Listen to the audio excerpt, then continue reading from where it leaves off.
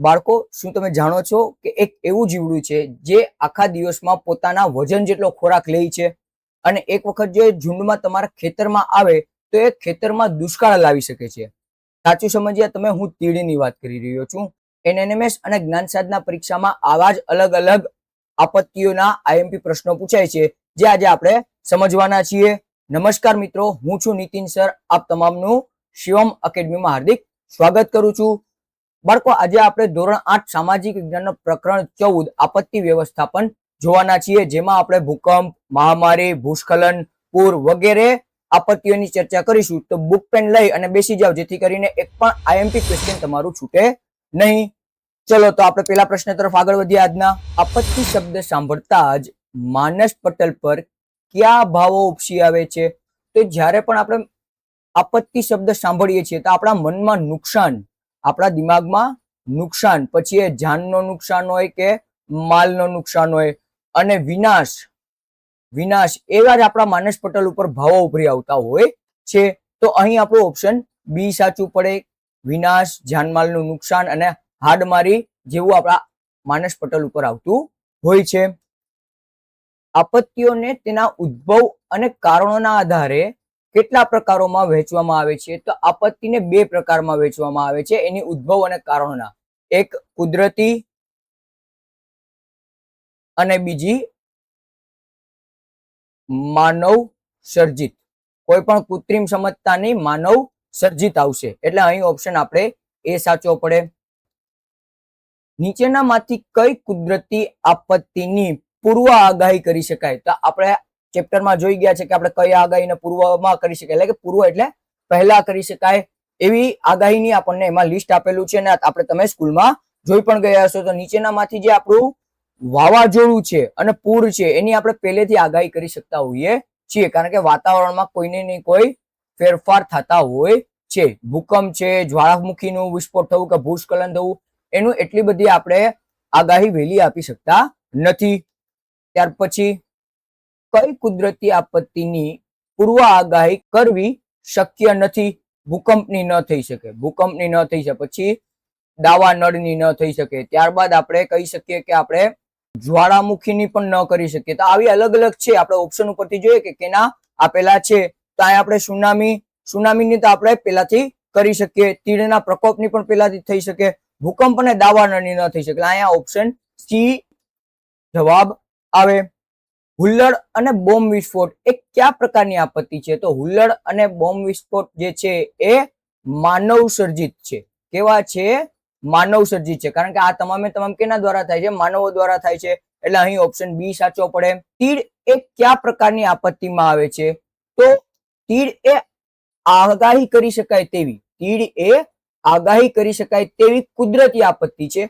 એ કૃત્રિમ કે માનવ સર્જિત, એ માનવ સર્જિત આપત્તિ નથી, પણ આપણે એની આગાહી કરી શકીએ એવી છે. એટલે આપણો જવાબ શું આવશે? આગાહી કરી શકાય તેવી કુદરતી આપત્તિ જવાબ આવે. એટલે અહીં ઓપ્શન પૂર્વ આગાહી કરી શકાય એવી, એટલે ઓપ્શન બી સાચો પડે. નવો પ્રશ્ન જોઈએ. વિશ્વમાં તીડની અંદાજિત કેટલી પ્રજાતિઓ જોવા મળે છે? તો વિશ્વમાં તીડની અંદાજિત 2000 જેટલી પ્રજાતિઓ જોવા મળે છે. એટલે અહીં ઓપ્શન સી સાચું પડે. નવો પ્રશ્ન. ભારતમાં મુખ્યત્વે કયા પ્રકારના તીડ જોવા મળે છે? તો ભારતમાં મુખ્યત્વે રણતીડ જોવા મળે છે.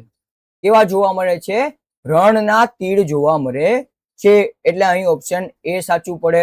તીડને તેના સ્વભાવ મુજબ કેવું કીટક ગણવામાં આવે છે?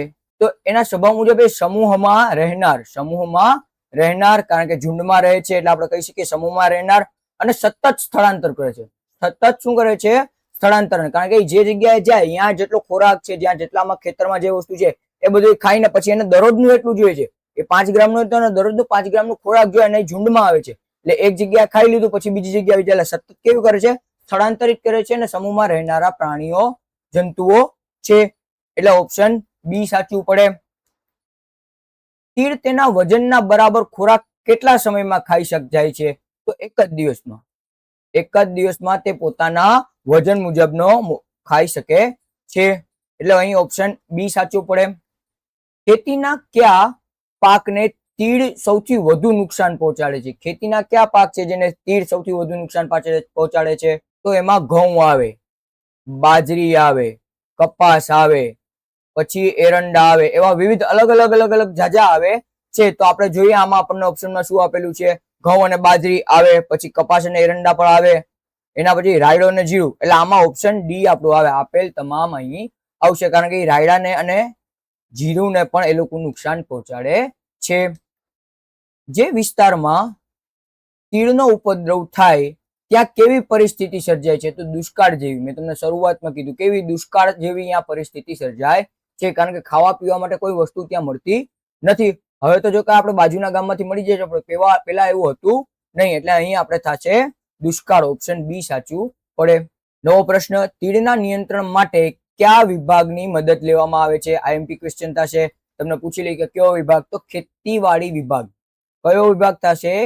ખેતીવાડી વિભાગની મદદ લેવામાં આવે છે. એટલે અહીં ઓપ્શન બી સાચું પડે.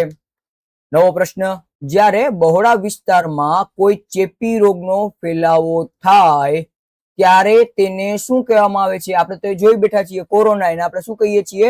મહામારી. આપણે કોરોનાને મહામારી જાહેર કરી હતી ને, કારણ કે એના માટે મોટો વિસ્તાર આપણો ઈજાગ્રસ્ત થઈ ગયો હતો, અફેક્ટ થયો હતો. એટલે અહીં આપણે ઓપ્શન બી સાચું પડે, મહામારી. મહામારીના ફેલાવા માટે કયા પરિબળો જવાબદાર હોઈ શકે? તો મહામારી ફેલાવાના જજા બધી, જેમ હવામાંથી પણ ફેલાઈ શકે, પછી ખોરાકમાંથી પણ ફેલાઈ શકે, કોઈ વસ્તુ ખોરાકમાંથી પણ ફેલાઈ શકે. એટલે જજા બધા પરિબળો છે, આપણે જોઈએ કેવી રીતના છે.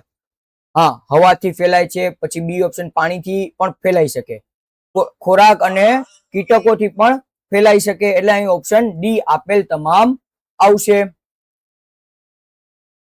ત્યાર પછીનો પ્રશ્ન આપણે જોઈએ, વિશ્વમાં કયા રોગોને મહામારી તરીકે જાહેર કરવામાં આવ્યા હતા? વિશ્વમાં કયા રોગોને? તો હમણાં એક આપણે જોઈ ગયા કે કોરોનાને મહામારી જાહેર કરી હતી. એના પહેલાની જૂના જમાનાની વાત કરું તો પ્લેગ હતો, એને મહામારી કરેલી હતું. એના પછી એક આપણે એડ્સ જે છે એને પણ મહામારી તરીકે જાહેર કરેલો હતો. એટલે જાજા બધી રોગો છે, લિસ્ટ ઉપરથી આપણે જોવા પડે. તો અહીં કયું કીધું છે? પ્લેગ અને ઇન્ફ્લુએન્ઝા. સાચું ઓપ્શન એ આપણો સાચો પડે, એડ્સ અને કોરોના. એટલે અહીં ઓપ્શન સી સાચો પડે. એ અને બી બંને અહીં સાચા પડશે. મહામારીના સમયે બચવા માટે સૌથી ઉત્તમ ઉપાય શું હતું? આપણે હમણાં જોઈ ગયા સૌથી ઉત્તમ ઉપાય શું હતું? તો આપણે રોગ પ્રતિકારક શક્તિ વધારવી. રોગ પ્રતિકારક શક્તિ વધારવી અને નાનામાં નાની વસ્તુની પણ સાવચેતી રાખવી. શું કરવું? સાવચેતી રાખવી. એટલે અહીં ઓપ્શન આપણે બહાર ફરવું નહીં, રોગપ્રતિકારક શક્તિ વધારવી અને સાવચેતી રાખવી. એટલે અહીં હા ઓપ્શન બી, કારણ કે આપણે ઘરમાં રહેતા હતા, આપણે બુસ્ટર ડોઝ, વેક્સિનના ડોઝ, ઘણા બુસ્ટર ડોઝ પણ લીધેલા હતા. એટલે આવી રીતના રોગ પ્રતિકારક શક્તિ વધારવી, ખાવા પીવામાં ધ્યાન આપી અને સાવચેતીથી આપણે આપણું જીવન વ્યતીત કરી શકીએ છીએ. ત્યાર પછી, જંગલમાં લાગતી આગને કયા નામે ઓળખવામાં આવે છે? તો જંગલમાં જે આગ લાગે ને એને દાવા નળ કહેવાય. દાવા નળ કહેવાય. એટલે અહીં ઓપ્શન બી સાચું પડે. દાવા નળ ફાટી નીકળવા માટે કયું કુદરતી કારણ જવાબદાર હોઈ શકે? તો કુદરતી કારણની વાત થાય ને, સમજો આપણને કુદરતી કારણ પૂછ્યું છે એટલે ધ્યાન દેજો. કુદરતી કારણ છે વીજળી પડવાથી. વીજળી પડવાથી દાવા નળ વધુ પ્રમાણમાં ફાટી નીકળે છે. એટલે અહીં ઓપ્શન એ સાચો પડે. દાવા નળની સૌથી વધુ નુકસાન કોને થાય? દાવા નળથી સૌથી વધુ નુકસાન જંગલોને થાય, કારણ કે જંગલમાં જ લાગે ને. એટલે જંગલોને થવાની હોય. જંગલોમાં શું હોય? તો જંગલોમાં પ્રાણીઓ હોય એને થાય, પછી વનસ્પતિ હોય એને થાય. એટલે જાજી બધી વસ્તુઓને, જંગલમાં જેટલી કોઈ પણ વસ્તુ તમામને નુકસાન થતું હોય છે. માત્ર જમીનને નહીં, જંગલમાં માત્ર જમીનને ન થાય, વન્યજીવ સૃષ્ટિને અને પર્યાવરણને. એટલે ઓપ્શન બી સાચું પડે. વન્યજીવ સૃષ્ટિ અને પર્યાવરણ બંનેને નુકસાની થશે. પહાડી વિસ્તારમાં ખડકો કે જમીનોનું નીચે ધસી આવવું એટલે શું? તો ખડકો અને જે જમીન નીચે ધસી આવે પહાડી વિસ્તારમાં, એને આપણે ભૂસ્ખલન કહીશું. શું કહેવાશે? ભૂસ્ખલન. એટલે અહીં ઓપ્શન બી સાચું પડે. ભૂસ્ખલન માટે કઈ બે મુખ્ય બાબતો જવાબદાર છે? કઈ બે મુખ્ય બાબતો જવાબદાર છે? તો એક તો અતિવૃષ્ટિ, એક થશે અતિવૃષ્ટિ જવાબદાર છે, અને બીજી થશે ભૂકંપ. ભૂકંપ આવવાથી કે અતિવૃષ્ટિ, ખૂબ વરસાદ પડવાથી પણ ભૂસ્ખલન આવતા હોય છે. કારણ કે પહાડી વિસ્તારમાં પાણી પડે એટલે નીચે જે જમીન હોય એની જમીનના નીચે જે કાચું પડ હોય એ લપટી આવે, એના લીધે ઉપર જે પાકા ખડક હોય, જે પાકા ખડકની નીચે જો કાચા ખડક રહેલા તો એ ધસી આવે અને ભૂસ્ખલન થાય. એટલે અતિવૃષ્ટિ અને ભૂકંપ અહીં સાચું પડે. એટલે ઓપ્શન એ સાચો પડશે.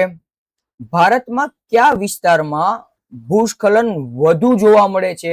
તો ભારતમાં હિમાલયનો જે વિસ્તાર છે, હિમાલયનો વિસ્તાર અને કોકણ રેલવે વિસ્તાર છે, રેલવે વિસ્તાર, ત્યાં ખૂબ પ્રમાણમાં ભૂસ્ખલનો જોવા મળે છે.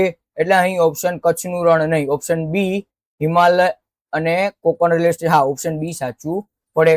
ત્યાર પછી ઔદ્યોગિક એકમોમાં અકસ્માત થવાનું મુખ્ય કારણ શું હોઈ શકે? તો મુખ્ય કારણ તો જે બધી છે, જેમ કે મશીનોમાં ખામી આવે, મશીનોની ખામી આવે તો પણ આપણે અકસ્માત થઈ શકે. પછી સુરક્ષાનો અભાવ હોય, એટલે કે સુરક્ષા ના હોય તો પણ શું થશે? તો પણ આપણે ઔદ્યોગિક એકમમાં અકસ્માત થઈ શકે. એટલે અહીં જાજા બધી ઓપ્શન આવે. આપણે જોઈએ આપણને ઓપ્શનમાં કયા આપેલા છે. મશીનોની ખામી થાય એના કારણે, માનવીય ભૂલ કે બેદરકારી એના કારણે પણ થાય. માનવીને બધું આવડતું એવું જરૂરી નથી, ક્યારેક માનવી પણ ભૂલ કરી દેશે. ઓપ્શન સી સુરક્ષા સાધનોનો અભાવ, આ પણ સાચું પડે. એટલે ઓપ્શન ડી અહીં સાચું પડશે. આપત્તિના સમયે લોકોમાં કેવા પ્રકારની માનસિક અસર જોવા મળે છે? તો આપત્તિના સમયે છે ને તમામ હતાશ થઈ જાય, ડિપ્રેશનમાં આવી જાય, હતાશા અનુભવે. પછી એ લોકો માનસિક રીતે સ્થિર હોતા નથી. એટલે માનસિક રીતે સ્થિર ન હોવું, હતાશામાં હોવું, આપઘાત કરવાનું ઓલું થાય કે ભાઈ આમાં શું થશે, કેવી રીતના થશે. એટલે માનવી ટોટલી ડિપ્રેશનમાં હોય જતો હોય છે. એટલે આનંદમાં તો કોઈ દિન ન હોય. હતાશા અને માનસિક આઘાત, હા ઓપ્શન બી સાચું પડે કે હવે શું થશે એવું એ લોકો વિચારતા હોય છે. આપત્તિ બાદ પુનર્વસનનું કાર્ય કોના માટે પડકારજનક છે? આપત્તિ બાદ પુનર્વસનનું કામ એ સરકાર માટે, માનવી માટે, માનવી એટલે અહીંયા આપણે માનવી માટે, પછી સમાજ માટે, અને એનથી ઉપર સવિશેષ કોના માટે?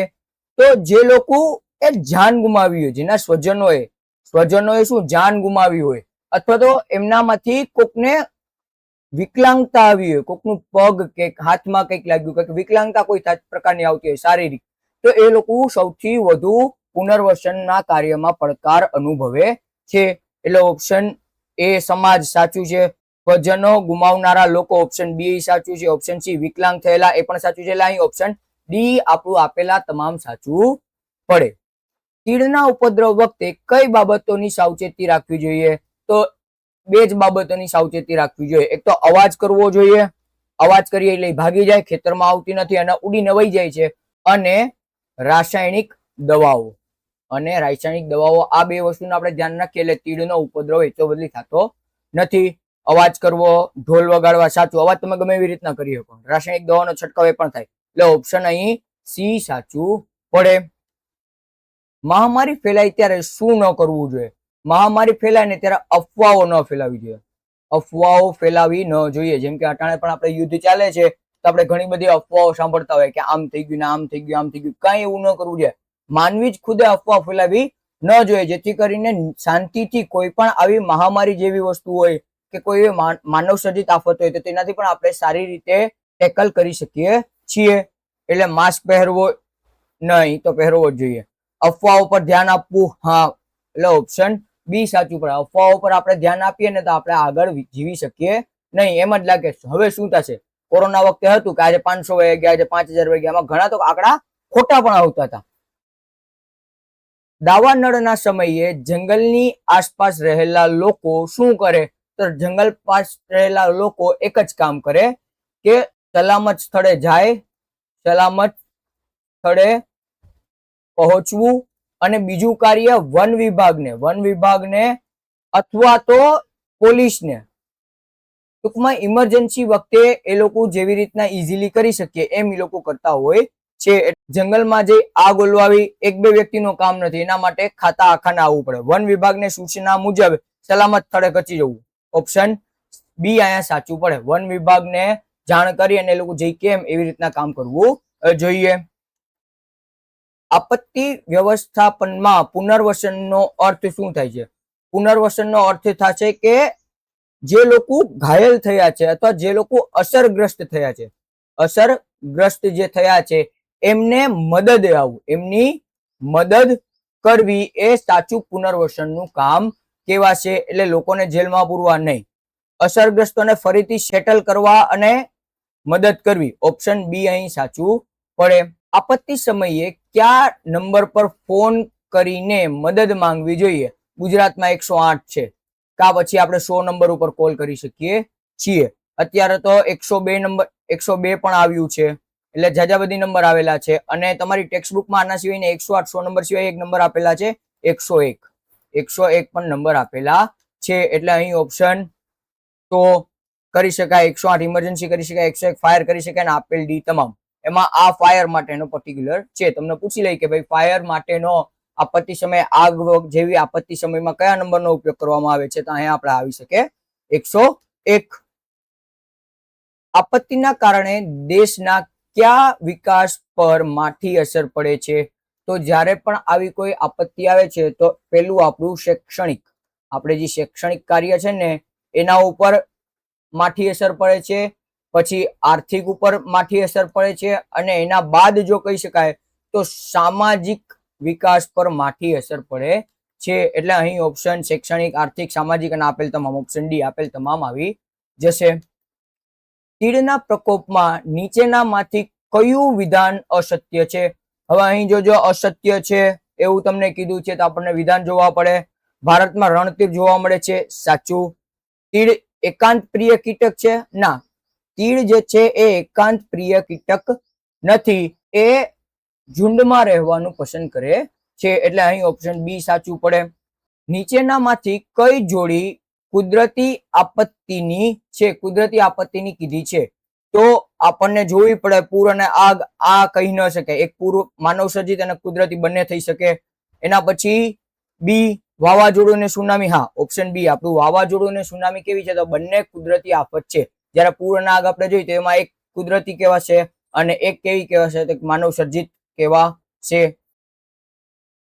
દાવાનળના કારણોમાં નીચેનામાંથી કોનો સમાવેશ થતો નથી? એમ પૂછ્યું છે, થતો નથી ને એમ પૂછ્યું છે, એટલે આપણે જોવા પડે ઓપ્શન. સૂકા ઘાસનું ઘર્ષણ, એનાથી દાવાનળ થાય છે.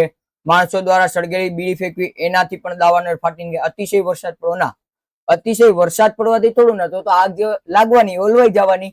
એટલે અતિશય વરસાદ અહીં આવશે. ભૂસ્ખલન પ્રભાવિત વિસ્તારોમાં નીચેનામાંથી કઈ સાવચેતીઓ રાખવી જોઈએ? નીચેનામાંથી કઈ રાખવી જોઈએ? તો આપણને વૃક્ષારોપણ કરવું જોઈએ. એક તો આપણે કહી શકીએ એક વૃક્ષારોપણ કરવું જોઈએ, વૃક્ષારોપણ કરવું. અને બીજી એક વસ્તુ કે જે પાણી વહ્યું જતું હોય એ પાણીને બાદ ન કરવું, એટલે ટૂંકમાં જે પાણી વહી નીકળતું હોય ને તેને અટકાવવું નહીં. એટલે બે હોય છે. ધોળા પર વૃક્ષારોપણ કરવું, એટલે ઓપ્શન એ સાચો પડે. અને કુદરતી જળ નિકાલના માર્ગોને અવરોધ ન કરવો, એટલે ઓપ્શન અહીં સી સાચો પડે. એ અને બી બંને. આપત્તિની અસરોમાં માળખાગત નુકસાન એટલે શું? માળખાગત નુકસાન એટલે આપણું ઘર છે, પછી રસ્તાઓ છે, બિલ્ડિંગો છે, એ બધું શું જવું? એ બધું તૂટી પડ્યું, એ બધું શું કરવું? બિલ્ડિંગો ને એવી બધી વસ્તુ તૂટી જવી, એને આપણે કેવી કહેશું? માળખાગત નુકસાન કહેશું. એટલે લોકોના મૃત્યુ એ માળખાગત નુકસાન નથી, એ તો નુકસાન વ્યક્તિનો થશે. રસ્તા, પુલ, મકાનો તૂટી પડવું, ઓપ્શન બી અહીંયા સાચું પડે. રસ્તા છે, પુલો છે, મકાનો, ટૂંકમાં માળખા દ્વારા, સરકાર દ્વારા જે સારી એવી રીતે આપણે જીવન વ્યતીત કરી શકીએ, આપણે આપણું અને સરકાર દ્વારા બનાવેલું એ તમામ માળખાગત સુવિધામાં આવે. તીડ કયા મહિનાઓ દરમિયાન વધુ જોવા મળે છે? એટલે તીડ જે છે એ મે થી નવેમ્બરનો જે માસ છે ને એમાં વધુ જોવા મળે છે. એટલે અહીં ઓપ્શન મે થી નવેમ્બર, ઓપ્શન બી સાચું પડે. કોરોનાને વિશ્વ આરોગ્ય સંસ્થા એટલે કે WHO એ શું જાહેર કર્યું હતું? તો કોરોનાને WHO એટલે WHO એ વૈશ્વિક મહામારી જાહેર કરી હતી. વૈશ્વિક મહામારી જાહેર કરી હતી. અને WHO નું અહીં ફૂલ ફોર્મ થશે વર્લ્ડ હેલ્થ ઓર્ગેનાઇઝેશન. આ જે છે WHO નું ફૂલ ફોર્મ થશે અને અહીંયા ઓપ્શન આપણું બી સાચું પડે. વૈશ્વિક મહામારી જાહેર કરી હતી. આપત્તિ વ્યવસ્થાપનનો મુખ્ય ધ્યેય શું હોય છે? તો આપત્તિ વ્યવસ્થાપનનો મુખ્ય ધ્યેય હોય છે કે કોઈ જાનમાલની નુકસાની ન જાય અને બચાવની કામગીરી છે એકદમ શાંતિપૂર્ણ અને સ્મૂધલી પતી જાય. જેમ કે અટાણે યુદ્ધની જેવી પરિસ્થિતિ આપણને ચાલી રહી છે, તો તેના લીધે શું સરકારે જાહેરાત કરી કે ભાઈ તમારે તમારું ધ્યાન રાખવાનું છે ને સાથે દેશનું પણ ધ્યાન રાખવાનું છે કે કોઈ પણ વસ્તુનું ઓછત ન થાય. જેમ કે ગેસની અછત થઈ ગઈ છે એવું કહેવામાં આવી રહ્યું છે. સરકાર ફરીને એક જ કહી છે કે અફવાઓ ઉપર ન આવો, અફવાઓ ઉપર ન આવો. એટલે શું થશે કે આપત્તિ વ્યવસ્થાપન વખતે થોડીક જ વસ્તુ કે ભાઈ જાનમાલનું નુકસાન ન થાય, એમાં થાય તો પણ અતિશય ઓછું, જાનમાલનું નુકસાન થાય તો પણ અતિશય ઓછું અને સાથે સાથે જે બચાવ કામગીરી છે એ સુવ્યવસ્થિત સુબદ્ધ રીતે ચાલવી જોઈએ. એટલે અહીં ઓપ્શન આપત્તિતા આવવા દેવી ના, ઓપ્શન એ ન આવે. આપણો જવાબ ઓપ્શન બી સાચો પડે. જાનમાલનું નુકસાન ઘટાડવું અને બચાવ કામગીરી કરી. જાનમાલનું નુકસાન આપણે ઘટાડી શકીએ, પૂરેપૂરું નહિવત તો કરી શકતા જ નથી, એ વસ્તુ ધ્યાને રાખવી. આપત્તિ બાદના પુનર્વસનમાં કયું કાર્ય સૌથી અઘરું છે? તો એક જ કાર્ય સૌથી અઘરું થશે આપણું. જે આપણા પ્રિયજનો છે, જે આપણા પ્રિયજનો છે એને ગુમાવ્યા બાદ, એમને જે આપણે ગુમાવ્યા છે એ લોકોના માનસિક આઘાતમાંથી બહાર નીકળવું. એ લોકોને જે માનસિક આઘાત લાગ્યો હોય, કોઈના મમ્મી છે, કોઈના પપ્પા છે કે કોઈના દાદા છે, દાદી છે, એમનું ડેથ થયું હોય આપત્તિ બાદ, તો એ લોકોને એમની માનસિક આઘાતમાંથી બહાર કાઢવા ખૂબ અઘરા પડતા હોય છે. ઓપ્શન એ આપ્યું છે રસ્તા સાફ કરવા ન આવે. ઓપ્શન બી સ્વજનો ગુમાવનારાઓને માનસિક આઘાતમાંથી બહાર લાવવા. એટલે ઓપ્શન બી સાચું પડે. ત્યાર પછીનો પ્રશ્ન, નીચેનામાંથી કઈ આપત્તિ મંદ ગતિએ આવે છે પણ લાંબી અસર છોડે છે? તો અહીંયા આપણે નીચેનામાંથી કીધું છે પણ ઓમ પણ જે દુષ્કાળ છે, જે દુષ્કાળ જે છે એ ખૂબ ધીમી ગતિ આવે છે, સાવ ધીમી ગતિ આવે છે, પણ એ એક સમય આવી ગયો ને એના પછીની અસર લાંબા સમય સુધી રહેતી હોય છે. એટલે ભૂકંપ નહીં. દુષ્કાળ કે મહામારી? ઓપ્શન બી સાચું પડે. દુષ્કાળ અને મહામારી અત્યારે પણ તમે જોશો તો કોરોનાને લીધે જે અસર છે, જે મંદી છે, જે હજી સુધી ચાલી રહી છે. પહાડી રસ્તાઓ પર ભૂસ્ખલન થવાથી શું અસર થાય છે? તો પહાડી રસ્તાઓ પર ભૂસ્ખલન થાય તો વાહન વ્યવહાર અટકી પડે. વાહન વ્યવહાર અટકી પડે. એટલે અહીં ઓપ્શન એ સાચો પડશે. આપત્તિ સમયે કઈ બાબત સૌથી વધુ નુકસાનકારક છે? મેં પહેલાના પ્રશ્નમાં પણ કીધું, ફરી જ કહીશ, અફવાઓ. અફવાઓ જે છે એ ખૂબ નુકસાનકારક કરે છે. એટલે અહીં ઓપ્શન બી સાચું પડે. તો બાળકો, આ હતા આપણા સામાજિક વિજ્ઞાનના પ્રકરણ 14 આપત્તિ વ્યવસ્થાના મોસ્ટ આઈએમપી પ્રશ્નો કે જે તમે જોઈ જશો એટલે આવનારી તમારી જ્ઞાન સાધના એક્ઝામમાં તમામે તમામ માર્ક્સ તમને આ ચેપ્ટરના મળી રહેશે. અને આજનો તમારો પ્રશ્ન, આપત્તિ સમયે કઈ બાબત સૌથી વધુ નુકસાન કરે છે? આ આજનો તમારો પ્રશ્ન છે. આનો જવાબ તમારે મને કમેન્ટમાં આપવાનો છે. દર વખતેની જેમ જે સાચું આપશે તેનો જવાબ પિન કમેન્ટમાં કરીશ. તો વિડીયો ગમ્યો હોય તો લાઈક કરી મિત્રો સાથે શેર કરજો અને શિવમ એકેડમીને સબસ્ક્રાઇબ ના કરી હોય તો શિવમ એકેડમીના યુટ્યુબ ચેનલને સબસ્ક્રાઇબ કરવી, જેથી કરીને ભવિષ્યના તમામ વિડીયોની માહિતી તમને મળી શકે. મળીએ નવા વિડીયોમાં. ત્યાં સુધી મને રજા આપો. અસ્તુ. જય હિન્દ, જય ભારત, જય જય ગરવી ગુજરાત.